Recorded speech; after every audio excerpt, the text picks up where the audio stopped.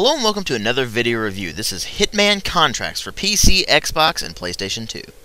Now by the time I'd actually gotten this, I'd already played the demo of Blood Money and most of Hitman 2 on the GameCube. Now, when I installed all these, I got the trilogy set. And I installed all three of them, but I started playing Contracts first because I wanted to know how different it was. And it's really not that different from Hitman 2, but at the same time it's not quite the same as Blood Money yet. Now, at the time this was released, the graphics weren't great, but they were pretty solid. They did see an upgrade from Hitman 2, and that means that the modeling, textures, shaders, shadows, the animations, and the environments all look better. Everything's more detailed and sharper.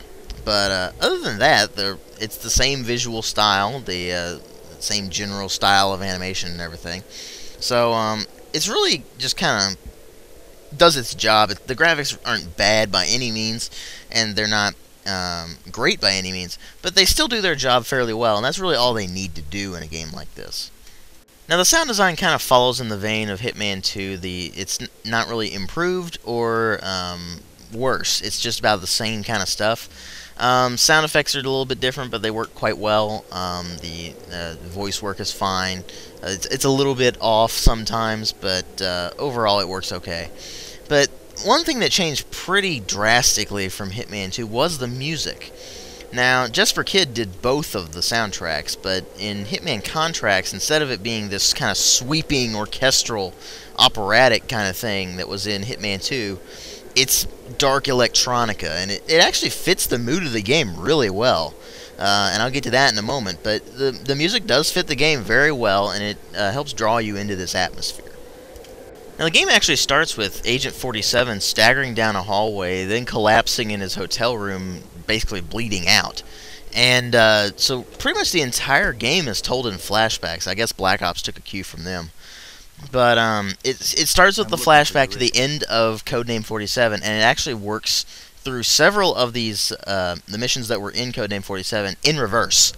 And so it's pretty much the same missions over again, only in reverse order and with better graphics and probably slightly altered layouts, but I haven't played Codename 47 yet, so I don't know. But that's pretty much how the story goes, and it gets pretty interesting actually sometimes. Because I like that kind of style of storytelling where it's like you don't really know what's happening. It just kind of goes along and you're kind of drug along for the ride. I kind of like that. But anyway, the gameplay itself is pretty much the same as Hitman 2. You sneak around, you take disguises, you assassinate targets through whatever means you can find. And stealth is generally the best option. You can run in guns blazing if you want, and it's a really bad idea, but you can do it.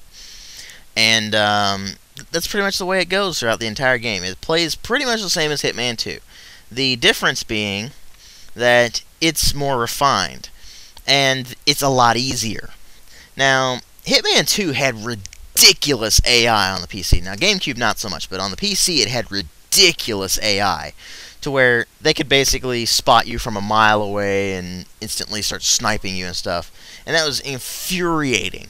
Now, in Contracts, it takes more for people to notice you. They'll see you and your alert will go up and you'll just be like, oh crap, but then they'll just keep walking. And it's like, well, thanks for that. But if you start doing stuff that's really out of place, then they'll come after you. And if you start running, they'll generally come after you too. But for the most part, you can actually pull off the stealth route a lot better than you can in Hitman 2, and it's a very welcome addition. Because this stealth route is still the ultimate satisfaction in these games.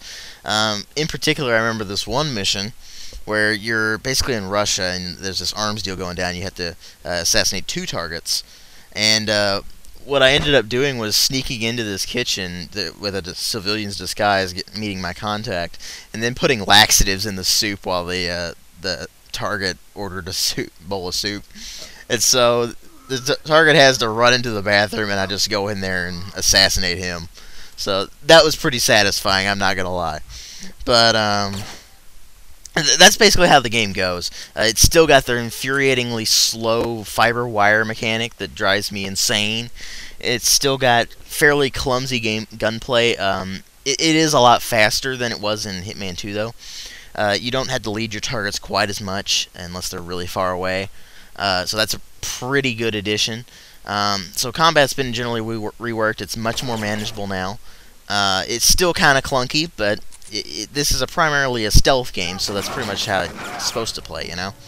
But in general, Hitman Contracts is an improvement in terms of mechanics and in terms of just general graphics and everything as well over Hitman 2.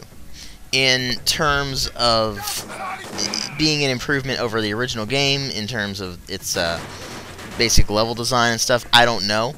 But it is a rehash of that, and since I haven't played Codename 47 yet, it may not feel like I'm doing a rehash, but I know for a lot of fans of Hitman where they've played Codename 47, it's going to feel like a rehash. But that said, it does have some really great moments in there that you sit there and you're just like, Mwahaha! And that's really what you want to do in a Hitman game. You want to sit there and go, Mwahaha! As much as possible. But overall, Hitman Contracts is a good game. It's not a great game, but it's a good game. And so I give it a 3.5 out of 5. And thanks for watching.